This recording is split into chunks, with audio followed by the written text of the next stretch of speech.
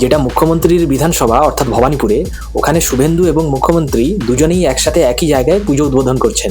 এই প্রসঙ্গে শুভেন্দুবাবু বলেন, ভবানীপুরে আমি আছি এতক্ষণ, এটাই উনি বিচলিত। যে কোনো পাড়াতেই পাগল মানুষ ঢুকলে মানুষ একটু ভয় পায়।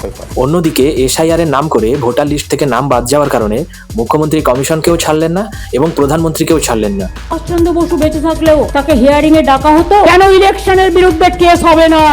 এই বিষয় নিয়ে সুকান্ত মজুমদার বললেন, মুখ্যমন্ত্রী যদি কমিশনের উপর চাপ সৃষ্টি করে কোনো কাজ করবার চেষ্টা করে, আমরা তা কোনো মতেই হতে দেব না। মুখ্যমন্ত্রী যদি ভেবে থাকে দেবের চাপ দিয়ে বাংলাদেশের নাম ঢোকাবেন, ওটা হতে দেব না। ভোটের আগে আবার বিজেপি কর্মীদের ধমকানি দিল তৃণমূলের নেতারা। পাড়ায় ঘোরাঘুরি করতে দেখা গেলে তাড়া করবার নির্দেশ দিলেন। বিজেপির নেতাদের যদি ঘোরাঘুরি করতে দেখেন, তারা করুন, এরা আপনার অধিকারকে খর্ব করতে আসছে। মায়েরা তারা করতে হবে, মায়েদের সম্মানে আঘাত করে। আজকে গ্রামে গেলে বিজেপির নেতারা সেই মহিলাদের কাছে তারা খাবে। উত্তরে শুভেন্দু অধিকারী বলেছেন, এগুলো শুনে আমরা ভয় পাই না। এছাড়া তিনি আরো কি বললেন শুনুন। এগুলো শুনে আমরা ভয় পাই না। এখানকার মন্ডল সভাপতিকে 2 দিন আগে মেরেছে এই সভাটা বানচাল করার জন্য। কেউ ভয় টয় পায় না, সব দিন কেটে গেছে। ভয় তৃণমূল কংগ্রেসে। পশ্চিমবঙ্গের এরকম আপডেটগুলো দ্রুত পেতে আমার চ্যানেলটিকে অবশ্যই সাবস্ক্রাইব করুন।